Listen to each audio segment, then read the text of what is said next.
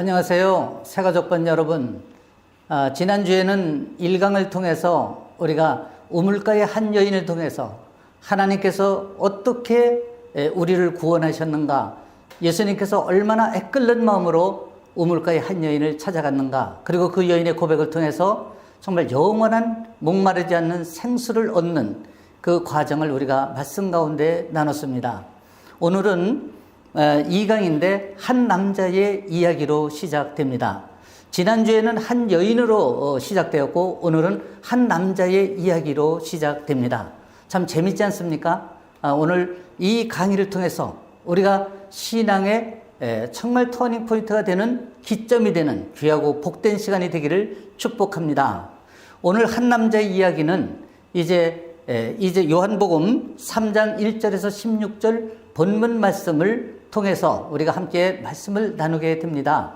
이 본문 말씀은 바로 한 남자의 니고데모라고 하는 사람이 나옵니다. 이 니고데모가 어떻게 예수님을 찾아가고 어떤 말씀을 나누고 그가 어떻게 예수님을 새로운 인격적인 만남으로 이루어지게 되는가 하는 그런 과정을 이제 함께 오늘 강의에서 나누게 됩니다. 여러분, 이 한 남자의 이야기는 우리에게 시사하는 바가 굉장히 큽니다. 먼저는 한 여인은 그 여인을 예수님께서 기꺼이 찾아가는 그런 과정이었지만은 오늘 한 남자는 이제 이 니고데모가 정말 예수님을 이제 갈급한 마음으로 찾아가는 그런 또 과정으로 이제 이야기가 시작이 됩니다. 한번 본문을 보도록 하겠습니다. 제가 먼저 본문을 한번 읽어 보겠습니다. 그런데 바리새인 중에 니고데모라 하는 사람이 있으니 유대인의 지도자라, 이렇게 말씀을 하고 있습니다. 이 니고데모라고 하는 사람이 유대인의 지도자라는 것입니다. 지난주 1강에서는 그 한 여인이 어떤 여인이었습니까? 정말 말할 수 없는 수치를 가진 여인이었고 또 모든 유대인들이 경멸하는 사마리아라고 하는 그런 지역을 또 그런 데서 살고 있는 임팩트가 있는 그런 여인이었습니다. 그런데 오늘 이 본문에서 이 니고데모라고 하는 사람은 바리새인이라고 하고 또 유대인의 지도자다, 이렇게 첫 말씀을 하고 있습니다. 그러면 이 유대인의 지도자라고 하는 이 니고데모가 왜 밤중에 예수님을 찾아왔는가 하는 것을 우리가 이제 다음 말씀을 통해서 보도록 하겠습니다. 그가 밤에 예수께 와서 이르되 랍비여, 우리가 당신은 하나님께로부터 오신 선생인 줄 아나이다, 이렇게 말씀을 하고 있습니다. 이 니고데모가 밤중에 예수님을 찾아왔다고 합니다. 밤중에 찾아와서 한 말씀이 당신이 하나님의 사람이라는 것을 먼저 고백하는 것입니다.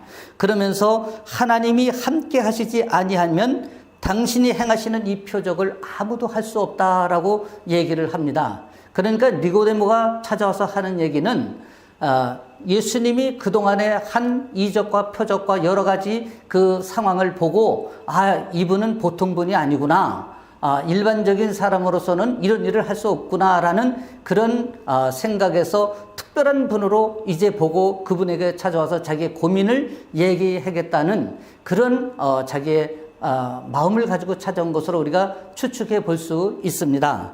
그리고 예수께서 이 니고데모에게 하시는 말씀이 오늘 본문에서 나오는데 이렇게 말씀을 하십니다. 사람이 거듭나지 아니하면 하나님의 나라를 볼 수 없느니라, 이렇게 말씀하십니다. 거듭남에 대해서 오늘 말씀을 하고 있거든요. 그런데 니고데모가 이 말씀을 이해를 하지 못해요. 그래서 어떻게 말하는가 하면 사람이 늙으면 어떻게 날 수 있겠습니까? 라고 다시 물으면서 두 번째 모태에 들어갔다가 날 수 있느냐, 이렇게 예수님께 반문을 합니다. 참 이 말씀이 굉장히 이렇게 육적으로 또 영적으로 거듭나지 못한 사람의 그런 모습이 아닌가, 이렇게 우리가 볼 수가 있습니다. 그리고 이 말씀을 들은 예수님께서 니고데모에게 이렇게 말을 합니다. 사람이 물과 성령으로 나지 않으면 하나님의 나라에 들어갈 수 없다. 참 중요한 오늘 말씀의 핵심 키워드가 되는 것입니다. 물과 성령으로 거듭나지 아니하면 결코 하나님 나라에 들어갈 수 없다는 얘기예요. 다시 말하면 천국 백성이 될 수 없다라는 아주 중요한 메시지를 전하고 있는 것입니다. 그런데 이 니고데모는 이 말의 말뜻을 알아듣지를 못합니다. 그래서 그 깨어나지 못한 니고데모에게 그가 이런 일이 어떻게 일어날 수 있느냐고 오히려 예수님 앞에 반문을 하는데 예수님은 이런 니고데모를 책망합니다. 어떻게 책망하느냐 하면 너는 이스라엘의 선생으로서 이런 것들을 알지 못하느냐. 오늘 첫 말씀이 뭐냐면은 유대인의 지도자라 이렇게 말씀하지 않았습니까? 유대인의 지도자인 그가 어떻게 그런 것도 깨닫지를 못하느냐라고 예수님께서 책망하시는 것을 우리는 알 수가 있습니다.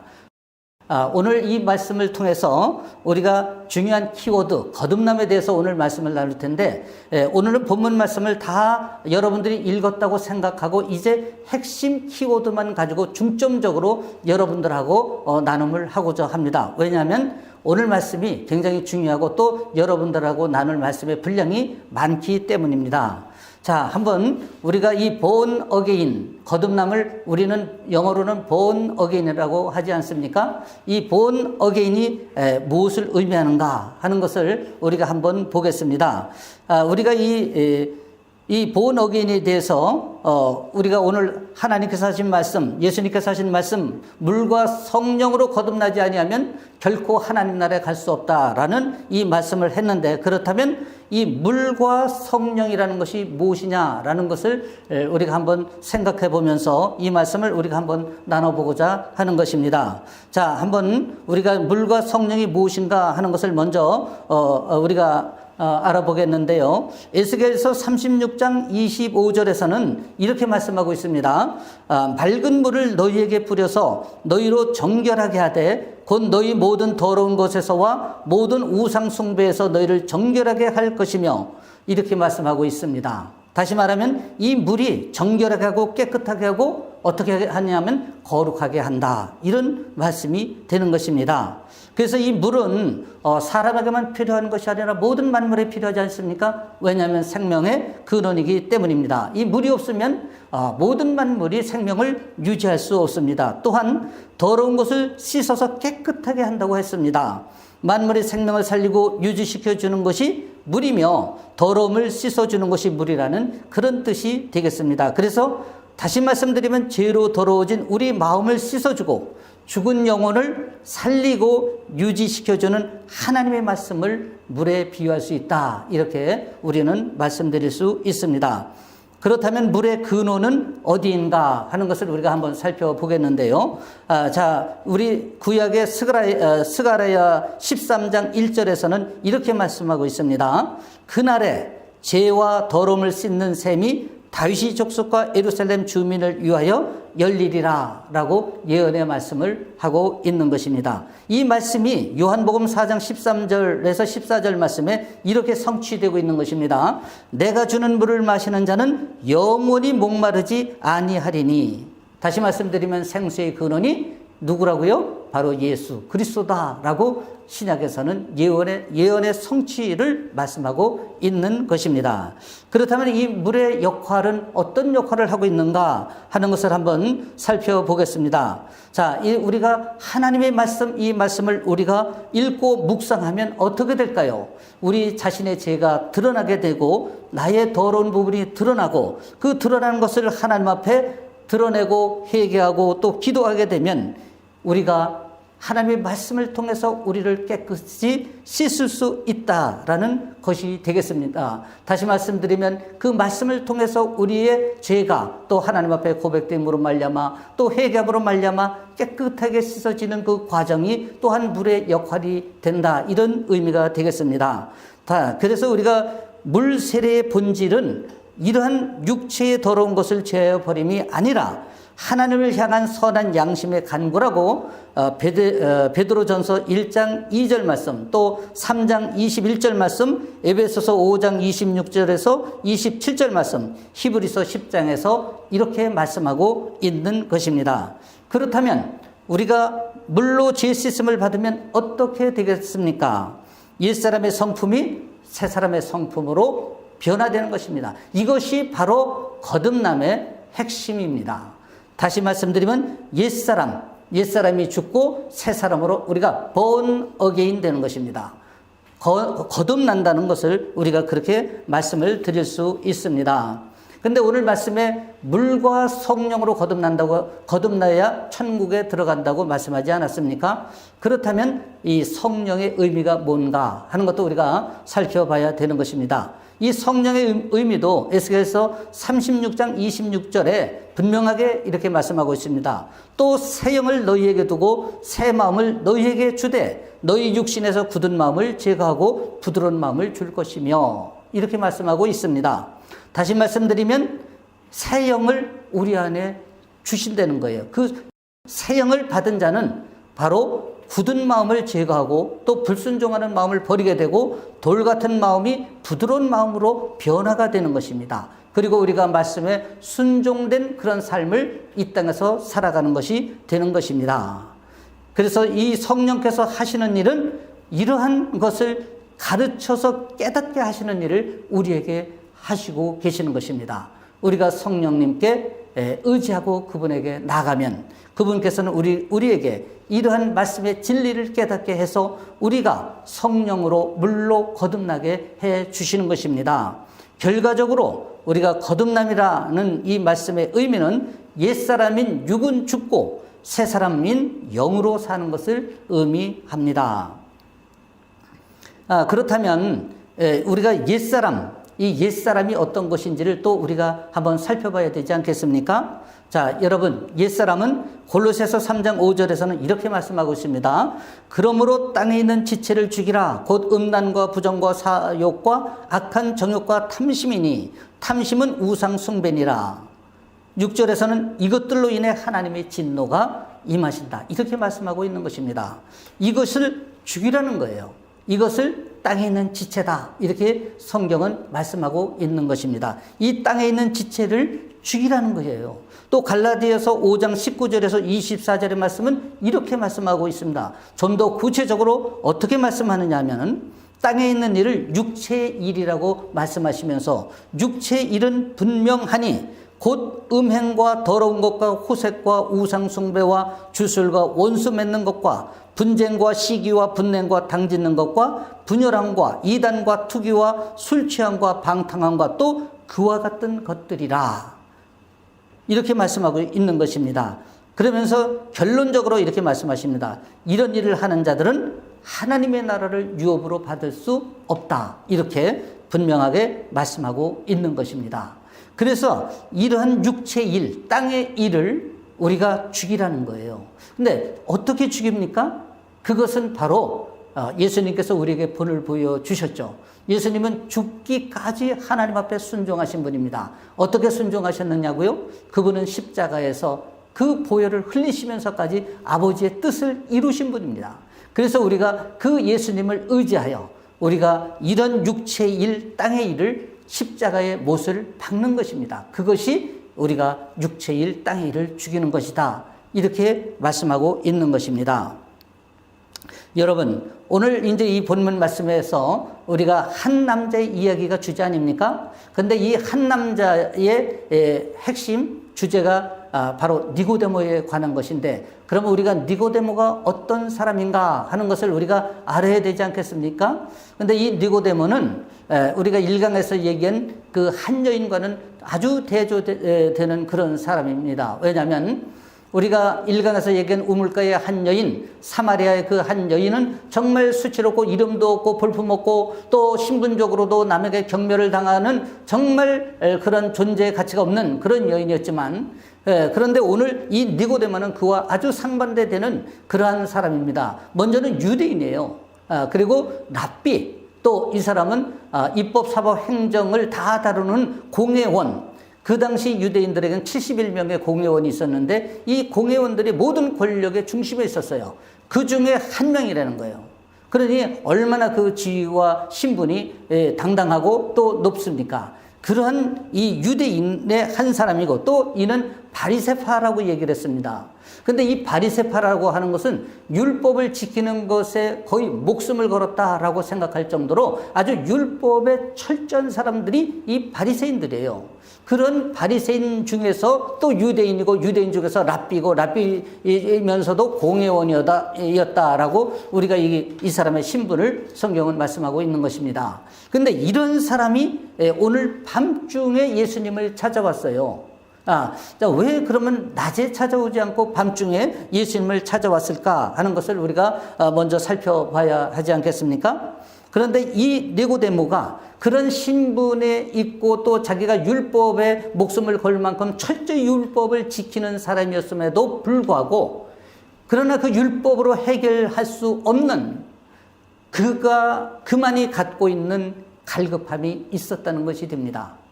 니고데모가 도저히 자기 힘으로는 해결할 수 없는 이 갈급한 문제를 예수님 앞에 와서 자기가 상담하고 싶었던 것이에요. 왜냐하면 예수님을 남들이 이런저런 말로 다 핍박하고 또 예수님을 또 긍정적으로 보는 사람도 있었지만은 이 랍비들 또 이 공회원들 이런 신분에 있는 사람들은 오히려 예수님을 비난하고 어떻게 하면 예수님을 죽일까 또 이렇게 했지 않았습니까? 그 당시 서기관이나 제사장들에게는 예수님의 그런 행적들이 눈에 가시 같았던 거예요.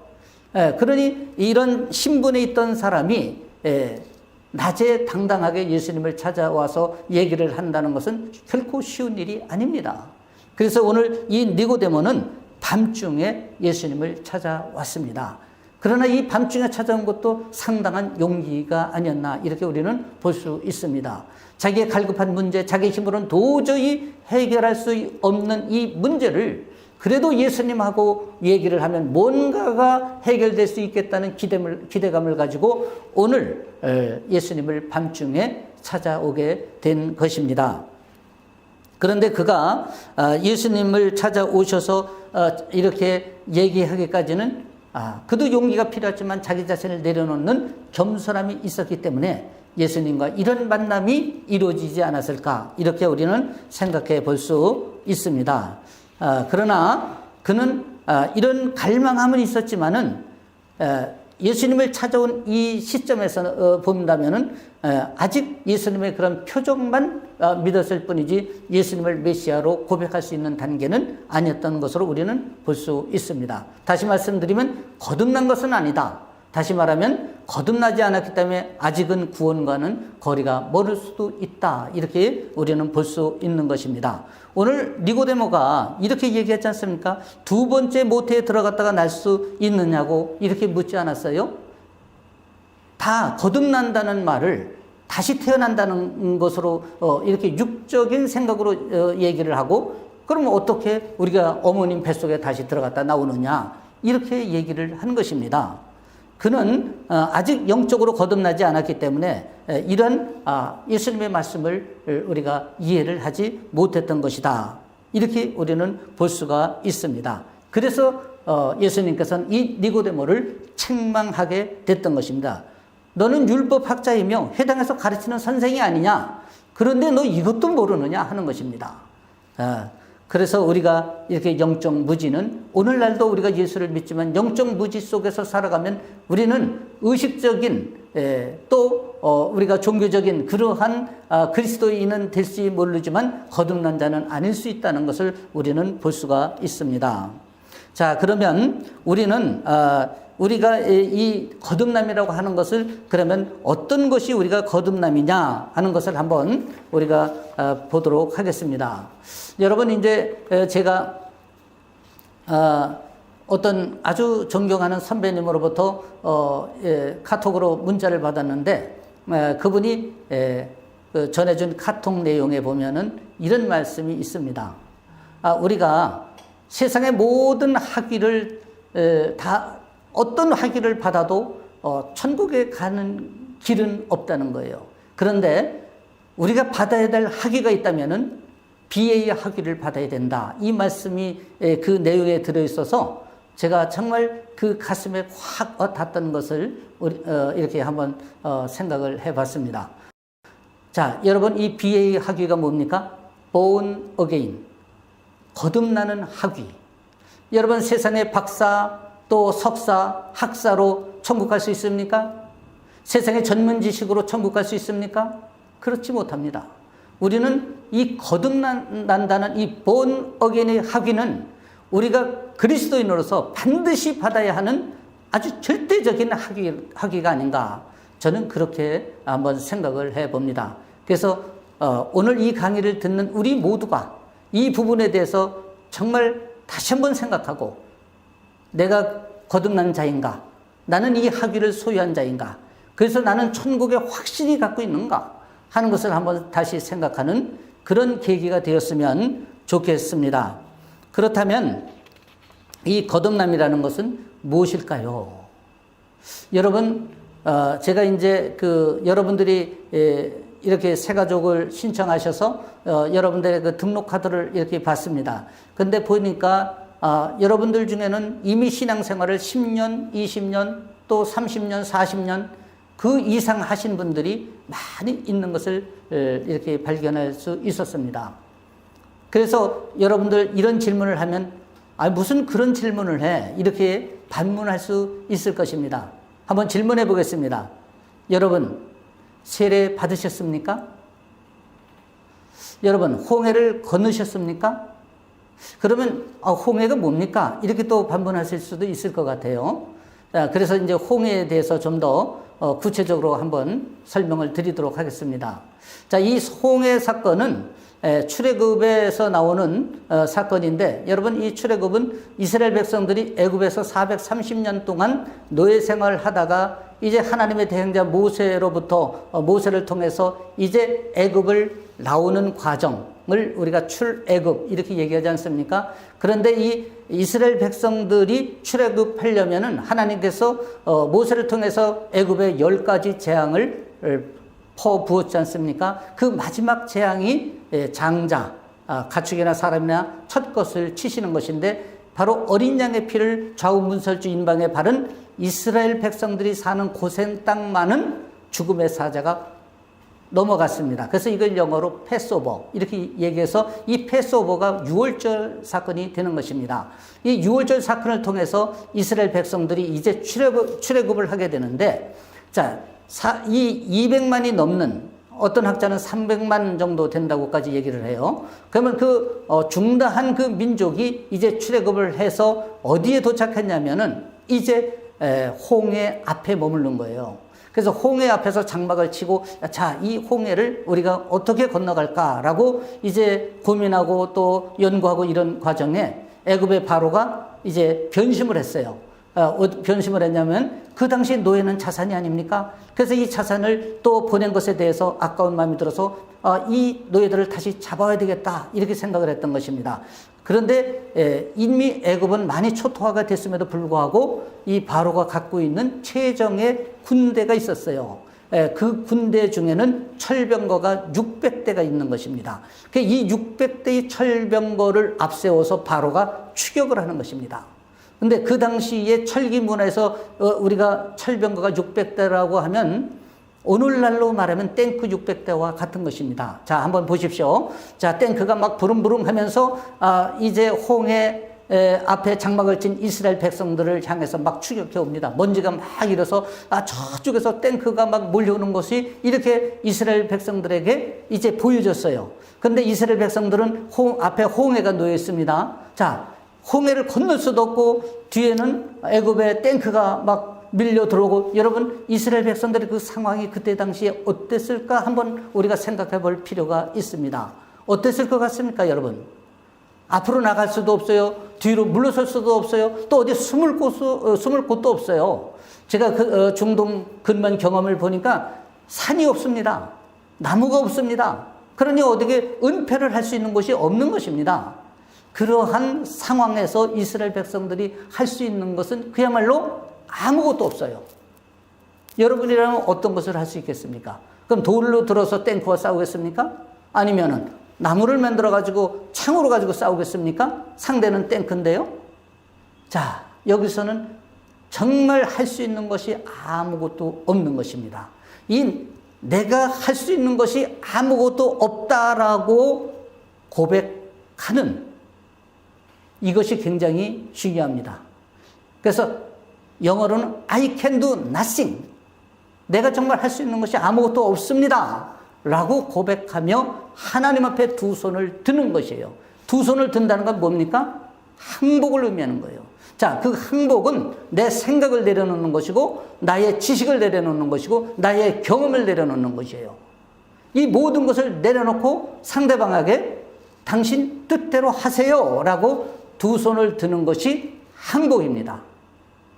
다시 말씀드리면 하나님 앞에 나의 모든 것을 내려놓고 나를 내어 맡기는 것입니다. 당신 마음대로 하라고 내어 맡기는 이것을 영어로는 서렌더드다 이렇게 얘기하는 것입니다. 그래서 이것을 우리가 세례라고 얘기하는 것입니다. 여러분 세례 받으셨습니까? 물론 받으셨겠죠. 그런데 세례를 받았다는 것을 이러한 측면으로 이해를 하시고 받으셨습니까? 만약에 이것을 인지하고 세례를 받았고 또 세례를 받은 후에 이러한 결단에 의한 삶을 살았다면 우리는 세례적 삶을 사는 것입니다. 그런데 그렇지 않다면 우리는 여전히 애굽에 있는 것이고 세례적 삶을 이 땅에서 살아가지 못하고 있다. 이렇게 정의를 내릴 수 있습니다. 그러면 아직 우리는 거듭난 하나님의 백성이 아닐 수 있는 것입니다. 이스라엘 백성들이 하나님 앞에 그렇게 항복하고 말씀에 순종해서 대오를 지어서 이제 요단강에 발을 내디고 모세가 날강을 치던 지팡이를 그 홍해에 댔을 때 홍해가 갈라졌습니다. 그래서 이스라엘 백성들이 그 물벽이 쳐진 홍해를 편안하게 건너갔던 거예요. 바로 이것이 세례라고 성경은 말씀하고 있는 것입니다. 이 세례가 우리 안에서 고백되어지고 우리가 그 세례의 확실한 인식을 가져야 우리가 이 땅의 삶을 세례적 삶으로 살아갈 수 있는 것입니다.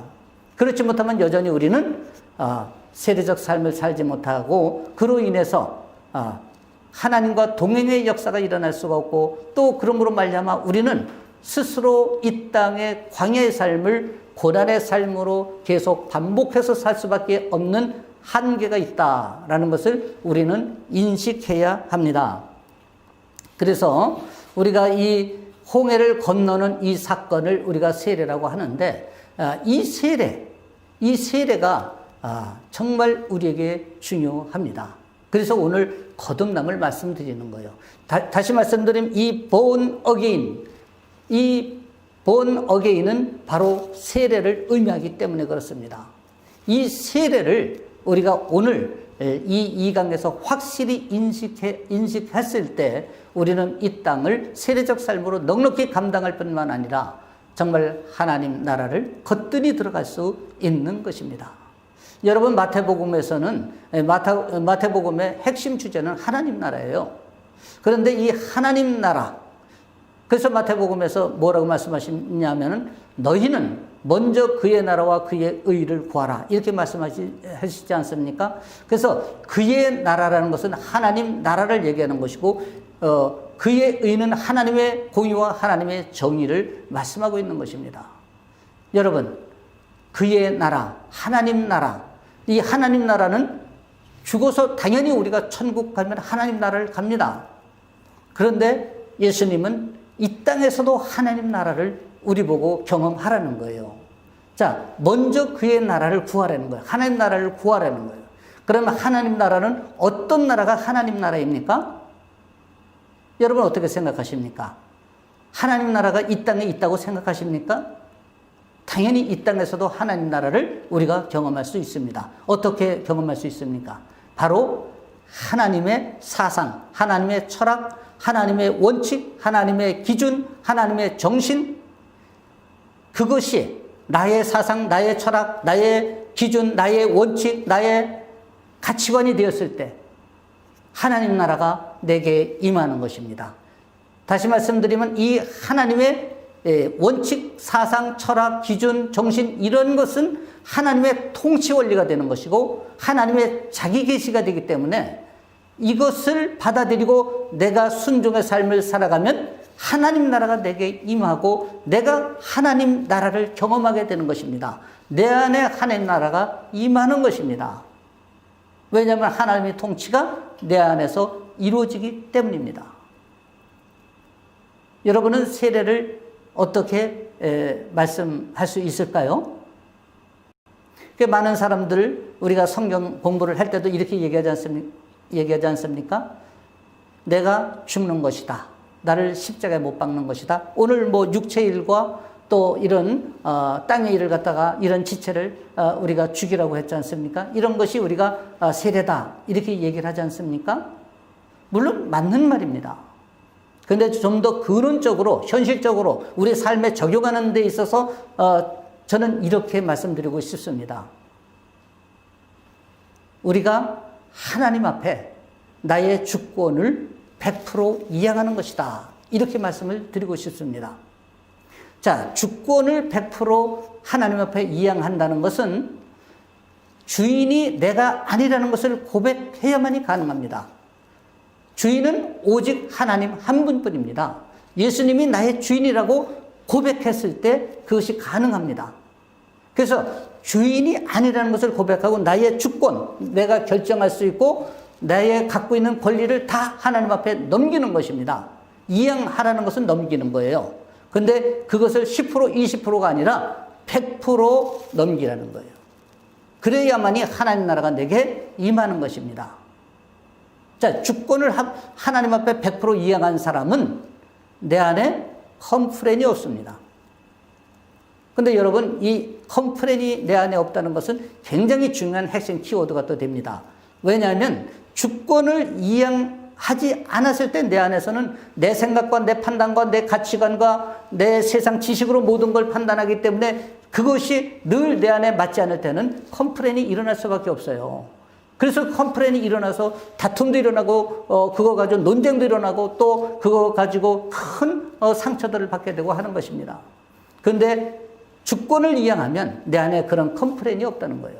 이 컴플레인이 없는 100% 주권을 이양한 사람의 삶을 우리는 로드십 삶이다. 이렇게 얘기합니다.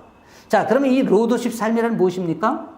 하나님의 주권을 인정하고 그 주권에 순종해서 살겠다는 정신을 문자적 의미로 우리가 로드십 삶이다. 다시 말씀드리면 하나님의 말씀에 철저히 순종의 삶을 살아가는 것입니다. 이런 사람에게는 하나님께서 정말 함께 하시지 않을 수가 없는 것입니다. 그래서 이런 사람은 성령께서 일하는 것을 우리가 이 땅에서도 경험할 수가 있는 것입니다. 그래서 이런 분들이 기도하면 하나님께서 정말 그 기도를 기쁘게 받아주시고 또 그 기도의 반응이 굉장히 빠르게 나타나는 경우를 우리는 경험할 수가 있습니다. 그래서 우리가 정말 많은 기도를 했는데도 기도 응답을 받지 못하는 것은 먼저 그의 나라와 그의 의를 구하지 못하고 항상 내 나라와 내 의를 구하는 우리의 모순된 신앙, 이 왜곡된 인식에서 비롯됐기 때문에 하나님의 응답을 받을 수 없는 부분이 많이 있다. 이렇게 볼 수 있습니다. 그래서 내 나라와 내 의를 먼저 구하는 기도는 내 욕심이 거기에 들어가 있고 물론 거기에는 내 간절한 소망과 갈망도 있지만은 그러나 근원적으로는 내 욕심, 내가 얻고자 하는 것, 내가 이루고자 하는 것이 거기에 포함되어 있습니다. 그래서 그러한 기도에는 하나님께서 침묵하실 수밖에 없습니다. 왜냐하면 먼저 그 나라와 의를 구할 때까지 하나님은 기다리실 수밖에 없는 것입니다. 그래서 기도가 아무리 기도해도 기도의 응답이 나타나지 않는 경우는 먼저 나의 상태를 한번 점검해보는 그런 지혜가 필요하지 않나 저는 그렇게 생각을 해봅니다. 그래서 여러분 이렇게 오늘 이 세례라는 거 하는 것은 다시 말씀드리면 우리가 거듭남인데 이 거듭남은 정말 우리에게 너무도 중요하기 때문에 오늘 이렇게 구체적으로 여러분들에게 이 부분에 대해서 좀 말씀을 나누고 가고 싶어서 말씀을 드리는 것입니다. 그런데 오늘 아까 제가 이스라엘 백성들이 홍해 건너는 것을 말씀을 드렸지 않습니까? 그래서 홍해를 건너서 물벽이 쳐진 홍해를 건널 때 자기의 옛사람을 다 수장시키고 건너는 것입니다. 그래서 새 사람으로 거듭나는 것이기 때문에 이 홍해를 하나님께서는 이것을 세례다 이렇게 우리가 얘기할 수 있는데 그런데 하나님께서 이 홍해를 건넌 백성들에게 세 가지를 명령한 것이 있습니다. 여러분 기억하십니까? 이 세 가지 명령은 오늘도 보고만 해서 이 정신이 이어져 가는 것이고 우리가 지켜져야 할 소중한 가치가 되는 것입니다. 한번 생각해 보십시오. 지금부터 설명을 하겠습니다. 그래서 우리가 홍해를 건넌 이스라엘 백성들을 향해서 하나님께서 세 가지를 명령하셨는데 첫째가 뭐냐면은 초태생 신앙을 가지라는 거예요.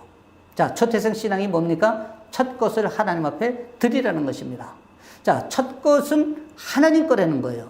하나님은 모든 것의 첫 것이 내 것이라고 하나님께서 말씀을 하셨어요. 왜 그렇습니까? 바로 유월절 사건을 통해서 애굽의 첫 것을 치시는 이 마지막 재앙에 이스라엘 백성들이 어린 양의 피를 갖다가 좌우문설주 인방의 발음으로 인해서 죽음의 사자가 넘어가지 않았습니까? 그래서 첫 것이 하나님께 속한 것입니다. 그러니까 첫 것은 내 것이다 이렇게 말씀하시는 거예요. 그럼 첫 것을 우리가 구체적으로 뭐를 의미합니까? 그것은 하나님 중심주의, 하나님 제일주의, 하나님 우선주의를 얘기하는 것입니다. 이것은 모든 면에서 모든 삶에서 1순위가 하나님이 되어줘야 돼요. 그런데 여러분 어떻습니까? 항상 보면은 내 일이 우선인 적은 없습니까? 많은 분들이 예수를 믿는다고 하고 하나님 앞에 자기를 신앙 고백하면서도 항상 세상 일이 일어나면 내 일이 우선이 되는 경우가 허다합니다. 그런데 이 오늘 첫 번째 하나님께서 우리에게 명령한 이 초태생 신앙은 하나님을 1순위에 두라는 것입니다. 이거는 시간적으로나 가치적으로나 모든 면의 1순위는 여호와 하나님이어야 된다는 분명한 메시지가 되는 것입니다. 이것을 우리는 결코 잊어서는 안 됩니다. 그것의 대표적인 것이 예배입니다. 그런데 여러분 어떻게 예배를 드리고 있습니까? 저는 가끔 이제 대표 기도를 하기 위해서 강대상에 가서 잠시 앉아 있으면서 이렇게 앞을 바라보게 되지 않습니까? 그래서 우리 3층 본당 4층을 이렇게 보면은 자, 예배를 시작한 그 시작이 알림이 시작됐는데 문이 닫혔는데 그 이후에 10분, 20분 후에 들어오시는 분들이 대략 제가 어림잡아 30%가 넘는 것 같습니다. 여러분 이것은 준비된 예배가 될 수 없습니다. 우리 1강에서도 우리가 나눴지 않습니까? 하나님이 받는 예배는 어떤 예배라고요? 하나님이 참된 예배자를 찾는다고 말씀하시지 않았습니까? 그 참된 예배는 영과 진리로 드리는 예배가 참된 예배라고 하지 않았습니까? 근데 여러분 준비되지 않은 예배가 참된 예배라고 여러분 생각하십니까? 결코 그렇게 우리가 양심적으로 얘기할 수 없는 것입니다. 하나님께서 마지막 재앙, 유월절을 경험하기 위해서 이제 마지막 재앙인 이 장자를 치는 그 재앙일 때 어린 양의 피를 좌우문설주 인방에 바르라고 했을 때 그 어린 양이 어떤 어린 양이었냐면은 1년 된 수컷이고 흠 없는 어린 양이라고 했습니다. 자, 흠이 없다는 얘기는 우리가 드리는 예배에 흠이 없어야 된다는 얘기입니다. 그런데 지각을 밥 먹듯이 하면서 그냥 우리가 이 예배를 하나님 앞에 드렸다고 생각하는 것은 하나님은 받지 않았음에도 불구하고 나는 예배를 드렸다고 하는 황당한 사건이 일어나는 것과 다를 바가 없는 것입니다. 또 여러분 일주일 내내 밖에서 세상 사람들하고 먼지 때가 묻은 옷을 입고 있다가 주일인데도 불구하고 그 옷을 그대로 입고 오시는 분들도 많을 거예요. 여러분 주일날 좀 우리가 준비된 비싼 것이 얘기하는 것이 아닙니다. 깨끗하게 정리되고 정돈되고 정말 정결한 옷을 입고 우리가 하나님 앞에 정말 우리가 예수 그리스도를 신랑이라고 생각한다면 우리는 신부인데 신부가 그렇게 단장도 하지 않고 우리가 신랑을 맞으러 올 수 있겠습니까?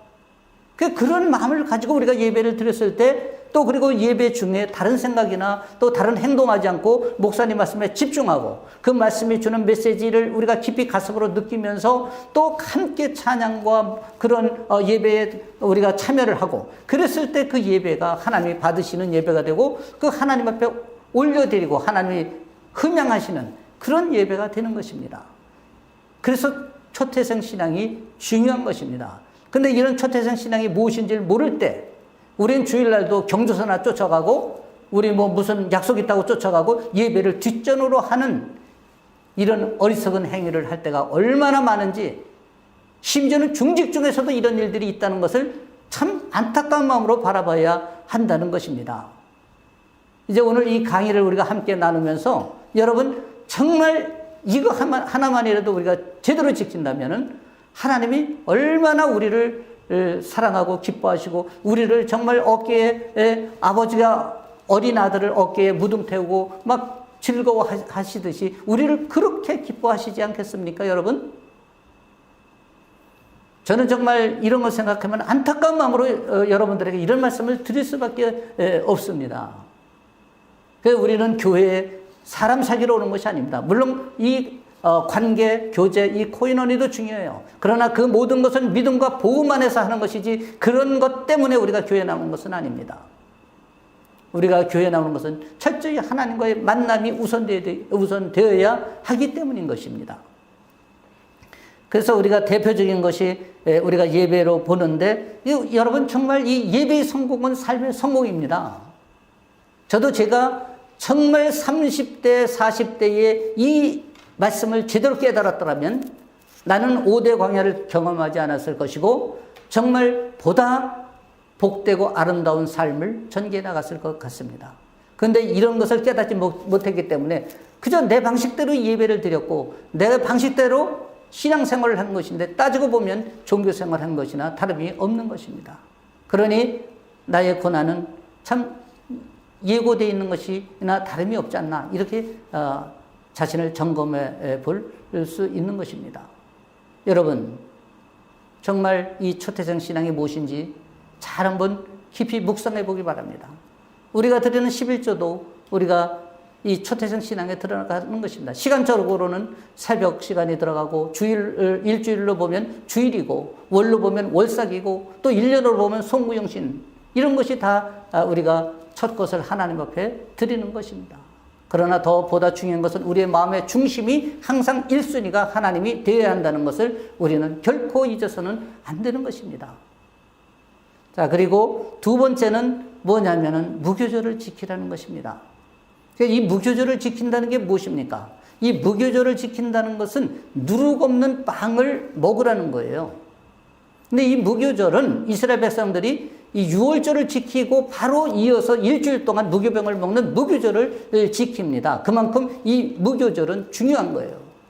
그래서 이스라엘의 중요 절기를 거론할 때는 이 무교절이 항상 들어가는 것을 우리는 알 수가 있습니다. 자, 누룩 없는 빵을 먹는다는 의미는 무엇입니까? 누룩은 죄를 상징하는 거예요. 왜냐하면 누룩은 발효되면 확산되는 그런 의미가 있지 않습니까? 그래서 우리의 죄가 그렇게 누룩처럼 확산되기 때문에 그것을 의미하기 때문에 누룩 없는 빵을 먹는다는 것은 사실 이 누룩이 안 들어가면 빵이 밋밋하고 별 맛이 없습니다. 그럼에도 불구하고 그것을 우리가 먹는다는 것은 한번 예수 그리스도를 깊이 생각하면서 예수 그리스도 안에서 거룩한 삶을 살아가라는 것입니다. 그래서 무교절의 대표적인 분이 바로 예수 그리스도인 것입니다. 그분은 아무 흠도 없습니다. 죄도 없으십니다. 아주 결점이 없으신 분입니다. 그래서 그분을 본받아 우리가 거룩한 삶으로 나아가라는 하나님의 메시지가 되는 것입니다. 그런데 이 거룩이 우리의 말씀처럼 그렇게 쉽지가 않습니다. 저는 이 거룩의 생명을 담보할 만큼 우리의 결단이 필요하다 이렇게 생각합니다. 이 거룩을 지키려면 내가 생각하는 대로 해서는 안 되고 내가 또 가야 할 것과 가지 말아야 할 것도 구분해야 되고 생각도 구분해야 되고 행동도 구분해야 됩니다. 선택도 구분해야 됩니다. 이렇게 철저히 구별된 삶을 살아가는 것이 바로 무교절을 지키는 것이다. 이렇게 말씀드릴 수 있습니다. 그래서 이러한 무교절을 지키는 것을 하나님께서는 우리에게 명령을 하신 것입니다.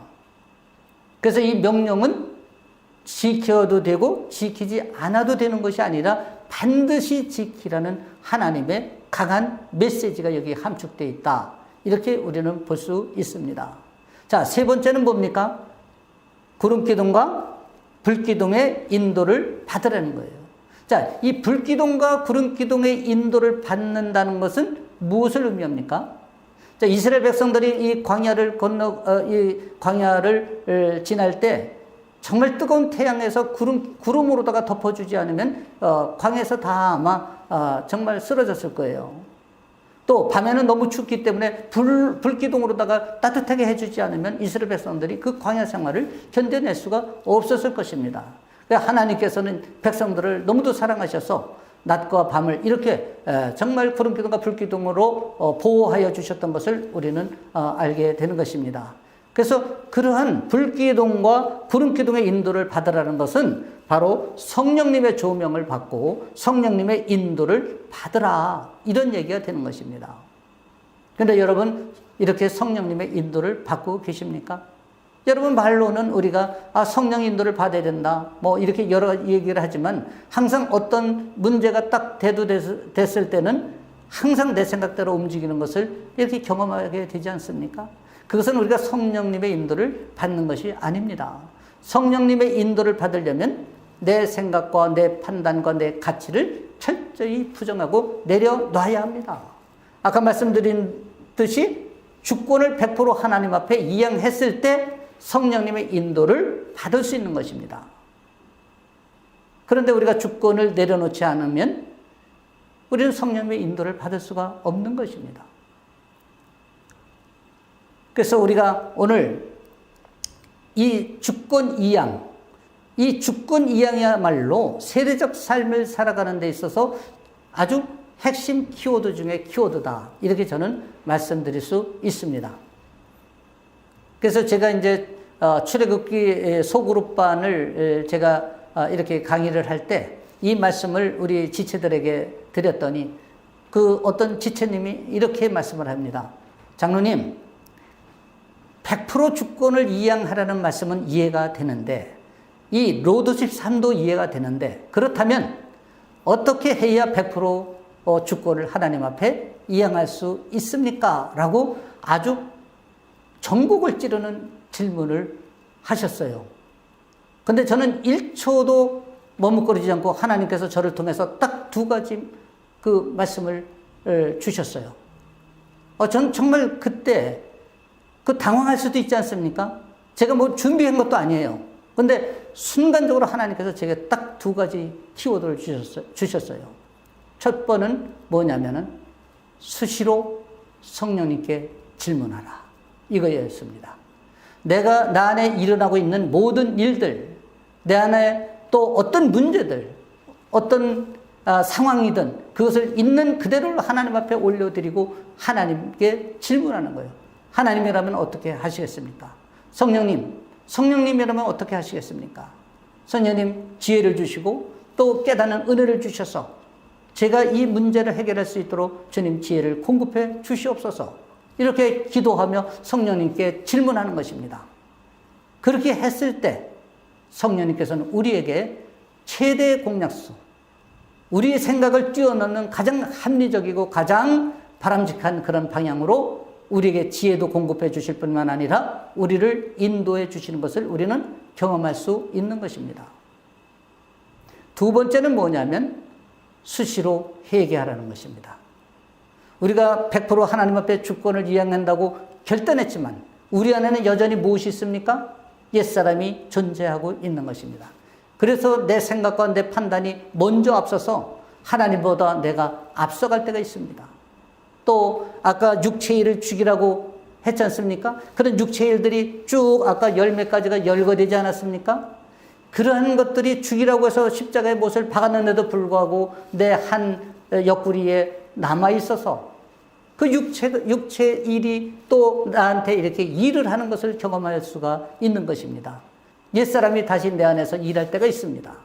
그럴 때마다 그것을 우리가 십자가의 못을 박는 것입니다. 그것이 바로 회개예요. 그래서 수시로 회개하는 것과 수시로 우리가 하나님께 질문하는 이 두 가지를 우리가 반복해서 해나갈 수밖에 없는 것입니다.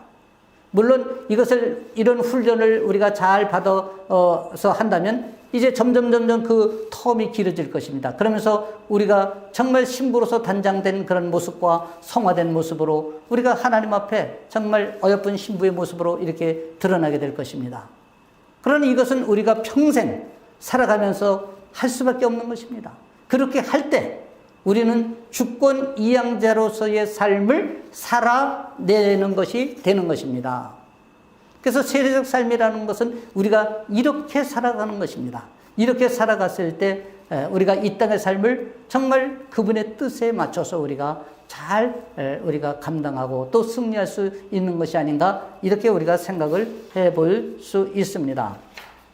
그래서 오늘 우리가 이렇게 세례에 대해서 좀 더 구체적으로 말씀드리는 것은, 이 세례를 정확히 이해해야만, 많은 분들이 이 세례를 받았다고 하지만 세례적 삶을 살아가는 그런 삶을 살아가지 못하는 분들이 너무 많기 때문에 이 땅에 우리 그리스도인이 욕을 먹고 있고, 또 교회가 욕을 먹고, 지금 오늘날 이 세상이 정말 우리가 사회에서 존경받는 그런 대상이 되지 못하고 있는 현실이 안타깝지 않습니까?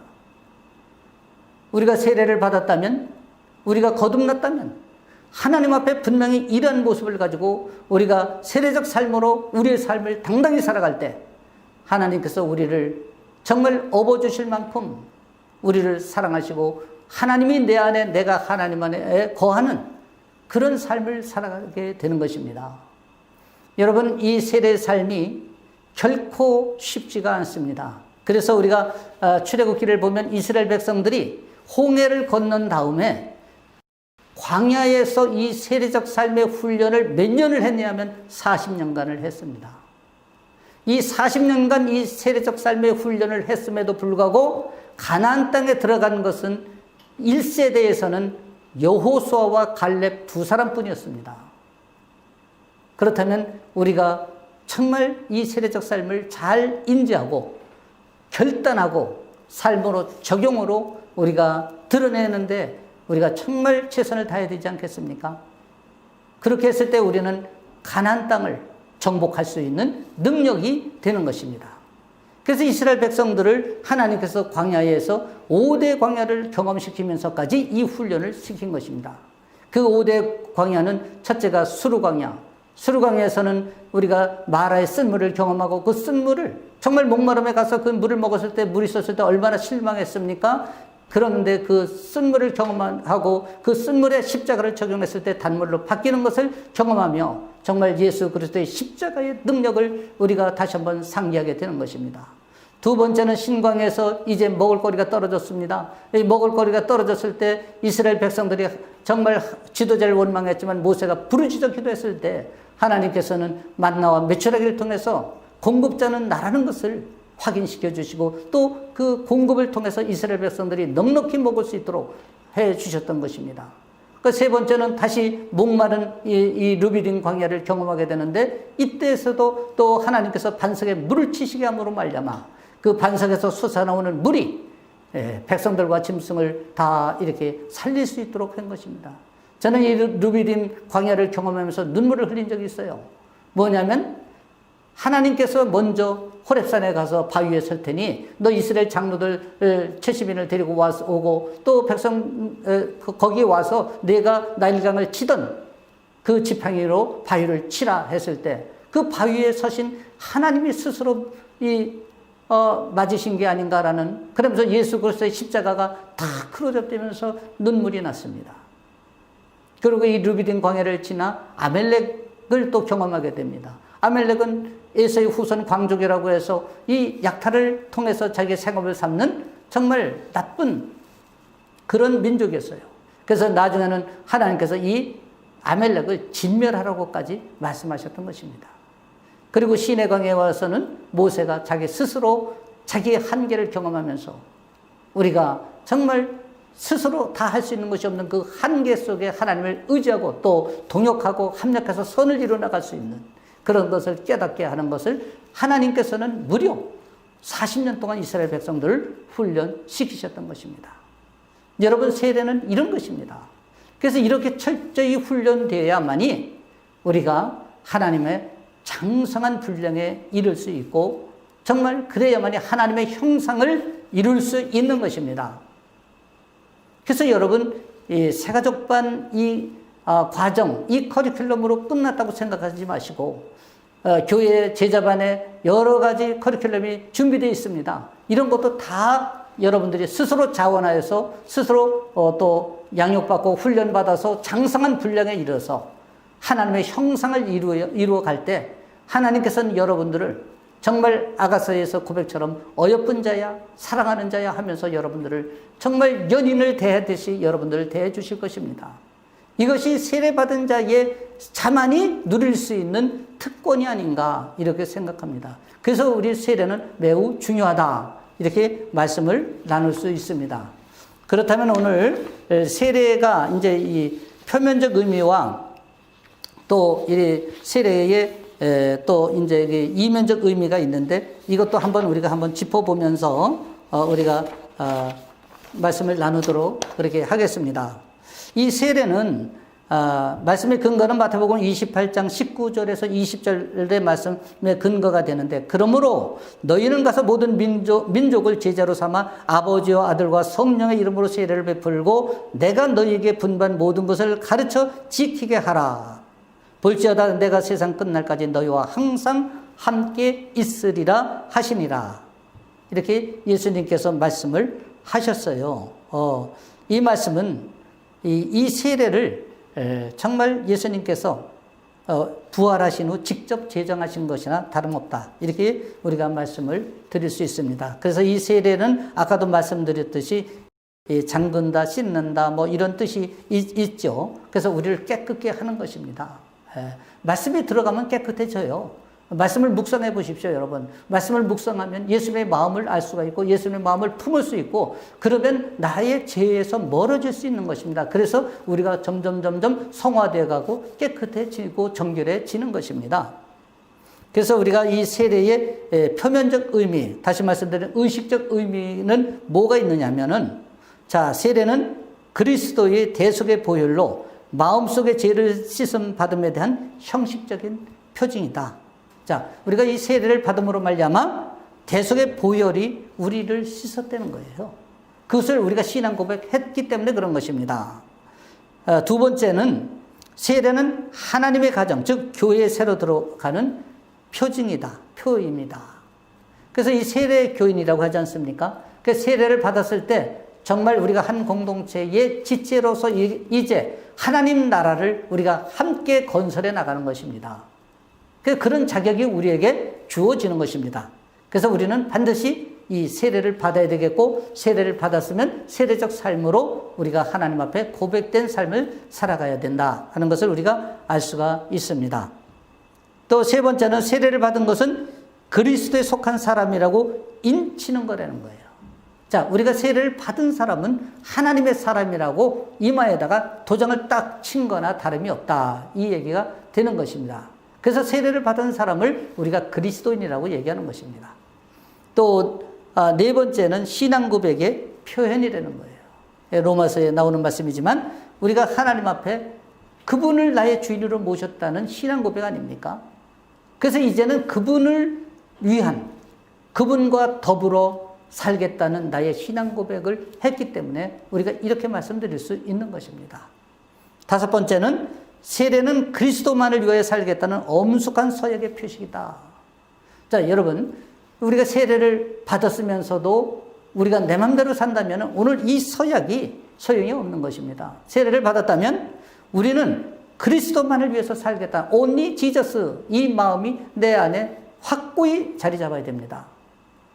아까 말씀드렸잖아요. 우리가 초태생 신앙이 뭡니까? 항상 순서적으로나 가치적으로나 1순위는 누구? 하나님이래.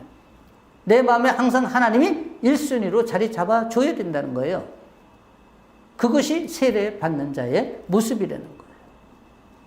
자, 이렇게 해서 우리가 이제 세례적 의미를 우리가 부여해 볼 수 있고, 정신적 의미는 또 우리가 어떤 의미가 있냐면, 자, 첫 번째는 옛사람의 죽음을 의미하는 거예요. 아까 말씀드렸듯이 골로새서 말씀이나 갈라디아서 말씀 다, 자, 땅의 지체를 죽이라, 또 육체의 일은 이러하니 해가지고 쭉 나온 거 있지 않습니까? 그러한 것을 철저히 죽여라. 이런 뜻이 됩니다. 죽인다는 것은 바로 십자가에 못을 박아라. 이 세례라는 것이 뭡니까? 자기 부인, 자기 거절이잖아요. 옛사람의 삶을 살았던 과거의 나를 거절하라는 거예요. 그 새 사람으로 살아라는 거지 않습니까? 이게 세례의 본질이에요. 그런데도 여전히 옛사람을 가지고 살아가는 우리 자신이라면 아직 나는 세례적 삶에서 근접하지 못했다라고 스스로를 평가해 볼 필요가 있다는 거예요. 자, 그리고 새 사람의 두 번째는 새 사람의 부활과 그리스도의 연합의 표시라는 것을 우리가 또 이면적 의미로 볼 수가 있는 것입니다. 자, 우리가 세례를 받음으로 말미암아 우리가 born again 된 거예요. 그래서 새 사람으로 거듭난 거예요. 이 거듭났다는 것은 바로 옛사람이 죽고 새 사람으로 거듭났기 때문에 우리는 부활했다. 영적으로 부활한 거예요. 그래서 우리는 부활신앙을 갖고 이 땅의 삶을 살아가는 것입니다. 그리고 우리가 그리스도와의 연합을 의미하는 거예요. 우리는 세례 받아야만이 그리스도와의 연합이 이루어질 수 있습니다. 그리스도의 연합은 나의 주권을 내려놓지 않고는 연합이 될 수가 없어요. 내가 그분을 주인으로 모시고 그분과 하나가 되는 이 연합이 됐을 때만이 정말 하나님이 기뻐하시는 참된 그리스도인으로서의 거듭난 자가 되는 것입니다. 그 그리스도인으로서의 하나님과 나와 정말 예수 그리스도의 연합을 이루어나간다면 우리는 세례적 삶을 살아가야 되는 것입니다. 그리고 우리가 또 세 번째로는 새로운 신분으로서의 인침을 의미한다 이렇게 얘기했습니다. 하나님과 한 가족이 된 것이고 그리스도의 소유가 된 것이고 하나님의 아들로 새로운 신분으로 우리가 새 시민권을 부여받았기 때문에 그런 것입니다. 우리 요한복음 1장 12절 말씀은 이렇게 말씀하지 않습니까? 영접하는 자 곧 그 이름을 믿는 자에게는 하나님의 자녀가 되는 권세를 주셨다. 이렇게 말씀하시지 않습니까? 우리가 예수 그리스도를 영접함으로 말미암아 하나님의 자녀가 되는 신분을 얻은 것입니다. 이 하나님의 자녀라는 것은 우리의 아이덴티티, 정체성이 되는 것이고 우리가 당당히 이 땅의 삶을 살아갈 권리가 되는 것이고 능력이 되는 것이고 그래서 이 땅을 우리가 정복해 나가면서 정말 승리해 나갈 수 있는 모티브가 되는 것입니다. 우리는 그런 신분을 가진 자라는 거예요. 이것이 우리가 세례적 의미다 하는 것을 우리가 알아야 되겠습니다. 그런데 이 세례받는 자의 자격이 있습니다. 이 자격은 첫째, 예수 그리스도 앞에서 자기가 죄인인 것을 고백해야 돼요. 자, 여러분, 우리가 하나님 앞에 내가 죄인이 아니라고 하면 우리는 세례받을 자격이 없는 거예요. 여러분, 우리는 의인이 아닙니다. 그럼에도 불구하고 하나님께서 우리를 의롭다 칭해 줬어요. 이것이 칭의입니다. 얼마나 감사한지 몰라요. 여러분, 이 강의실을 나가는 순간 나도 그 순간부터 죄를 질 수밖에 없는 그런 존재적 인간이에요. 그 누구도 매일매일 수많은 죄를 짓고 삽니다. 우리가 눈으로 보는 죄 얼마나 많습니까? 생각하는 죄 얼마나 많습니까? 또 눈으로 보고 또 생각한 것을 행동으로 옮기는 죄가 얼마나 많습니까? 우린 이런 존재예요. 그런 죄인이라는 것을 하나님 앞에 철저히 고백해야 우리가 세례받을 자격이 있다는 거예요. 우리는 이미 세례를 받은 사람들입니다. 이미 이런 고백을 했죠. 그럼에도 불구하고 다시 한번 이것을 상기하면서 자신을 한번 이렇게 평가해 볼 그런 시간이 되는 것입니다. 또 두 번째는 예수 그리스도를 구주로 믿는 신앙을 고백하는 것입니다. 그래서 예수님만이 나의 구원을 주실 분이라는 것을 철저히 고백을 하는 자만이 그래야 세례를 받을 자격이 있다는 거예요.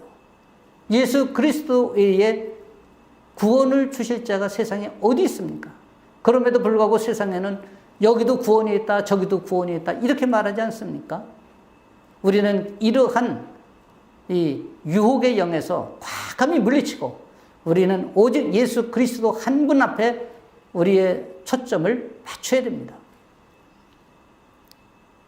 그래서 예수 그리스도를 우리가 정말 구주로 믿고 그분만이 정말 나의 전부라는 것을 고백할 수 있어야 됩니다. 그리고 또 우리가 예수 그리스도를 위하여 살겠다고 우리가 하나님 앞에 분명히 서원했다는 것을 우리가 상기해야 됩니다. 그러니까 예수 그리스도만을 위해서 살겠다고 했는데도 불구하고 세상에 충성하고 세상에 목적을 두고 사는 우리의 이 옛사람의 모습을 우리가 한번 볼 필요가 있습니다. 그래서 우리가 세상에 나가서도 이 세례적 의미와 이 정신 또 어떤 사람이 세례를 받는가 하는 이 자격적인 부분을 우리가 가슴에 잘 각인해서 이 땅을 살아간다면 우리는 이 땅을 넉넉히 살아갈 뿐만 아니라 우리가 승리할 수 있는 것입니다. 이 땅은 가나안입니다. 그래서 가나안은 정복하라는 거예요. 그 정복의 사명을 우리에게 주신 것입니다. 그런데 하나님께서 이스라엘 백성들을 광야에서 40년 동안 훈련시킨 다음에 가나안을 들어가게 한 것은 여호와의 강한 군대로 거듭나지 아니하면 가나안 땅을 정복할 수 없기 때문에 그렇게 한 것입니다. 우리 또한 말씀과 또 이렇게 영적 훈련을 통해서 우리가 여호와의 강한 군사로 거듭날 때 이 가나안 땅인 이 땅을 우리가 넉넉히 감당하고 승리할 수 있는 것입니다. 여러분, 홍해 건너셨습니까? 홍해 건너셨죠? 홍해는 2000년 전 이스라엘 백성들만이 경험한 것이 아니라 2000년대를 살아가는 오늘 우리가 이 시대에도 얼마든지 홍해가 갈라지는 것을 경험할 수 있다는 사실입니다. 홍해는 이 땅에서 우리의 삶에서 우리의 신앙 고백을 통하고 결단과 또 우리가 하나님 앞에 포커싱을 맞추는 삶을 통해서 얼마든지 홍해가 갈라지는 것을 경험할 수 있습니다. 그래서 우리는 이 홍해의 이런 의미 또 세례의 진정한 의미가 무엇인지 우리가 다시 한번 우리를 점검하면서 이제 오늘 니고데모가 밤중에 와서 니고데모가 이 랍비였고 율법학자였고 공회원이고 그 많은 권력을 갖고 있는 그런 사람이었음에도 불구하고 이 갈급한 문제, 거듭남의 문제를 해결하지 못하기 때문에 오늘 예수 그리스도를 만나러 밤중에 자기의 체면을 내려놓고 찾아왔던 것입니다. 그리고 예수님을 만남으로 말미암아 이 니고데모는 거듭난 자가 되어서 나중에는 예수님을 음으로 양으로 돕는 일에 협력하고 또 예수님이 십자가에서 못 박혀 이제 돌아가셨을 때 마지막 사명을 감당하고 정말 이제 이 땅의 사역을 다 마치셨을 때 그 예수님의 시신에 그 처리할 수 있는 향유 100근을 공급하면서 정말 예수님을 존경하는 그 마음과 사랑하는 마음 그리고 예수 그리스도가 하나님의 아들이라는 것을 고백하는 그런 예수님을 만난 이후에 복된 삶을 살았던 사람이 니고데모라는 것입니다. 여러분, 우리 안에 이런 니고데모는 없는가? 우리 안에도 이런 니고데모가 여전히 존재하지 않을까요? 그리고 오늘 이런 니고데모가 있다면 우리는 정말 하나님과 빨리 직면해야 됩니다. 그래서 그분을 인격적으로 만났을 때 우리 안에서 본 어게인이 일어나는 것입니다. 나는 거듭난 자인가? 오늘 다시 한번 가슴에 손을 얹고 우리가 깊이 생각해보는 그런 여러분들이 되기를 진심으로 축복합니다. 그리할 때 우리는 새로운 터닝 포인트 된 정말 기점을 통해서 새로운 삶이 전개되고 그 삶이 이전의 삶보다 더 복된 삶이 되어서 하나님의 영광에 이르는 아름다운 삶이 될 것을 믿습니다. 여러분 감사합니다. 이렇게 해서 오늘 2강을 마치도록 하겠습니다.